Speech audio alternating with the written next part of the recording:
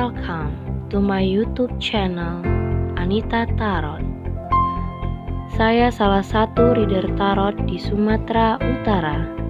Saya berharap ketika mendengarkan saya, kalian menjadi lebih baik dalam asmara, karir, dan keuangan. Terima kasih untuk kalian yang telah menonton YouTube channel saya. Dari saya, Anita Tarot.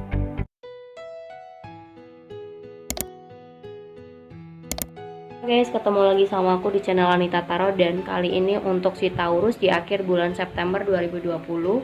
Seperti biasa, ini general reading untuk semua orang, jadi bisa cocok bisa tidak kondisinya. Jadi kalau misalnya nggak cocok untuk kondisi kamu pada saat ini, nggak usah dipaksain, karena general untuk semua orang, jadi bisa kebolak-balik juga. Ini bisa untuk kamu, bisa untuk orang yang kamu pikirkan. So, buat kamu Taurus yang ingin konsultasi secara pribadi atau ingin menanyakan tentang seseorang secara pribadi, mungkin kamu punya masalah asmara, ya, atau kamu punya masalah terhadap seseorang, kamu ingin menanyakan sesuatu, kamu bisa lihat syarat-syaratnya. Tentu ada syarat-syaratnya.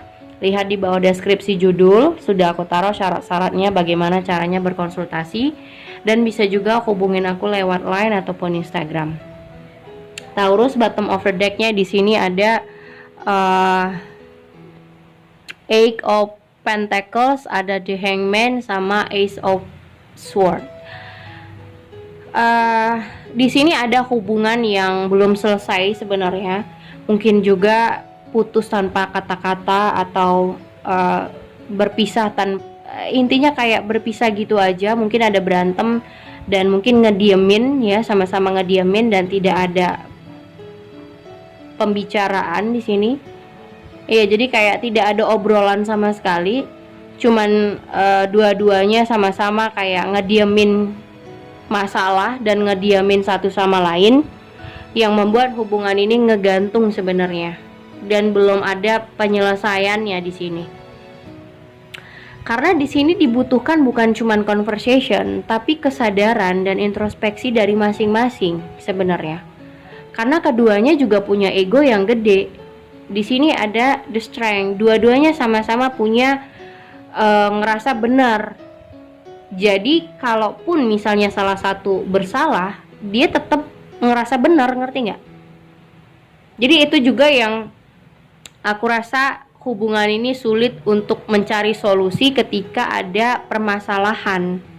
Dan jatuhnya cuman didiamin aja, atau cuman kayak ngulur waktu supaya lebih dingin aja, supaya lebih tenang aja pemikirannya. Tapi untuk menyelesaikan masalah aku rasa enggak, cuman menunda masalah. Jadi aku sering banget sih bilang kalau hubungan itu ada masalah dan cara kalian menyelesaikannya hanya mendiamkan, itu sebenarnya bukan menyelesaikan, tapi itu cuman menunda penyelesaian. Jadi kayak ngulur waktu, ya kan, yang tadinya mungkin emosi, ya kan, emosinya gede, sama-sama nggak mau kalah, nggak mau disalahin. Nah jadinya dua-dua emosi, diem-dieman.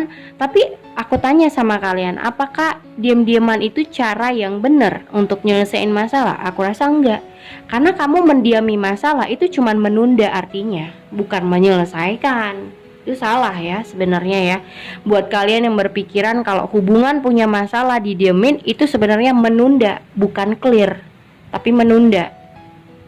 Jangan terbiasa untuk menunda hubungan atau menunda permasalahan, cuman ngediemin doang, karena itu bisa berbahaya. Karena masalah itu bisa jadi menumpuk. Misalnya kamu punya masalah satu, ya, pasangan kamu selingkuh misalnya nih. Nah, kalian sama-sama diemin. Tapi nanti beriringnya waktu, berjalannya waktu, baikan lagi. Tapi apa masalah yang pertama tadi selesai? Tidak.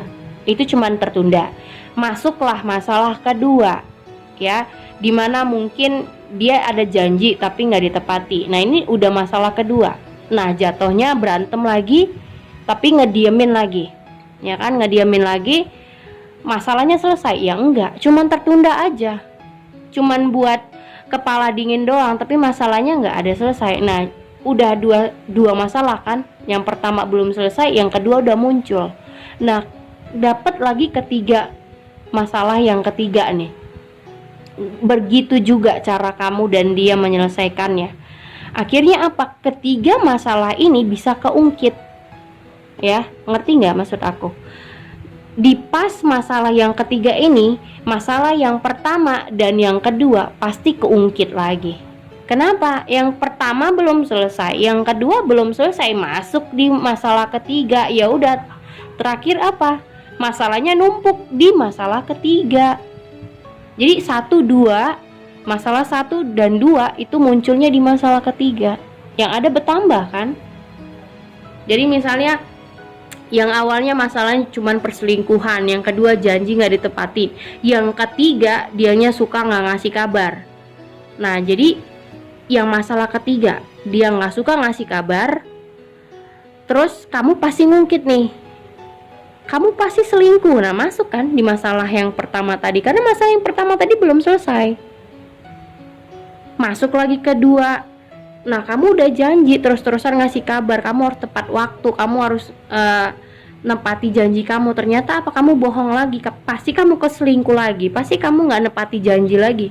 Kebongkar nggak? Balik nggak ke masalah yang pertama tadi? Balik. Karena apa? Karena selesainya belum ada. Ya, masalahnya belum selesai, karena cuman mendiamin aja itu salah. Jadi biar ancur-ancuran, marah-marahan, tapi ada solusi. Ini hubungan bukan cuman conversation kalau aku ngerasa, tapi butuh introspeksi yang gede buat kedua sisi, bukan cuman dia aja, bukan kamu aja. Jadi aku nggak nyalahin kamu atau nyalahin dia, tapi dua-duanya harus punya introspeksi yang besar. Karena nggak bisa kalau cara berpikir kamu terus-terusan benar atau dia terus-terusan benar, padahal nggak tahu apa yang kamu bilang itu, apa yang kamu rasa itu benar atau tidak. Yang penting kamu benar aja. Atau dia ngerasa semua hal yang dia buat itu benar, padahal belum tentu, ada benarnya ada enggaknya kan gitu. Intinya bagaimana cara kalian di sini tentang penyelesaian masalah, bagaimana kalian mengclearkan masalah. Kalau ada problem, itu lebih bagus fighting, ancur-ancuran, ngomongnya belak-belakan, ngomongnya wah berantem secara verbal. Tapi intinya setelah itu ada yang namanya ada yang namanya introspeksi diri gitu loh. Setelah percakapan itu terjadi, kamu dan dia sama-sama introspeksi diri, jadi lebih menghargain satu sama lain, bukannya cuman ngebatasin komunikasi, diam-diaman udah nanti baikan dengan beriringnya waktu. Kalau itu cara kalian, itu sebenarnya akan salah, karena itu cuman menunda masalah. Dan kalau masalahnya sudah banyak, yang masalah yang pertama, yang kedua, ketiga, dan seterusnya itu pasti akan keungkit terus. Percaya deh, jatuhnya masalahnya jadi banyak, bukan cuma satu. Makanya jangan suka menunda masalah dengan mendiamkannya. Mendiamkan masalah itu bukan cara yang tepat, salah. Kita lihat sarannya apa buat si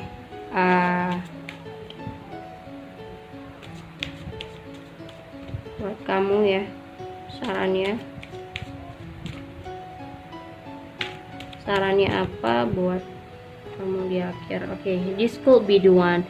You're already made to romantic partner you seek. Coba gini,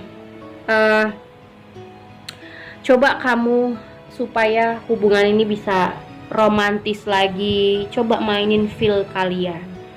Jangan sama-sama keras, jangan sama-sama ego. Ya, dua-duanya harus bisa saling melengkapi, saling mengerti satu sama lain. Calling in your soulmate.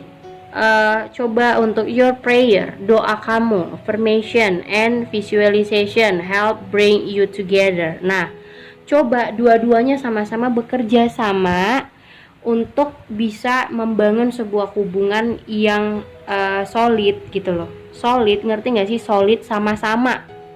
bukan sebelah pihak aja yang mau ngerti, dua belah pihak yang harus sama-sama. Jadi kalau berantem seperti ini, dua-duanya harus sama-sama punya pemikiran untuk introspeksi, apa yang kurang dari kamu, apa yang kurang dari dia, apa yang harus diperbaikin sama kamu, apa yang harus diperbaikin sama dia gitu. Dua-duanya harus solid together, jadi harus bersamaan. Bagaimana cara kamu memanggil hubungan yang baik? Ya coba untuk sama-sama melengkapi, bukan saling menuduh, bukan saling nuduh kamu yang salah, kamu yang nggak benar, tapi dua-duanya introspeksi, apa yang kurang dari aku, apa yang kurang dari dia, dua-duanya sama-sama introspeksi. Oke? Segitu aja untuk kamu. Thank you for watching. Jangan lupa subscribe, like, and share-nya. Thank you guys.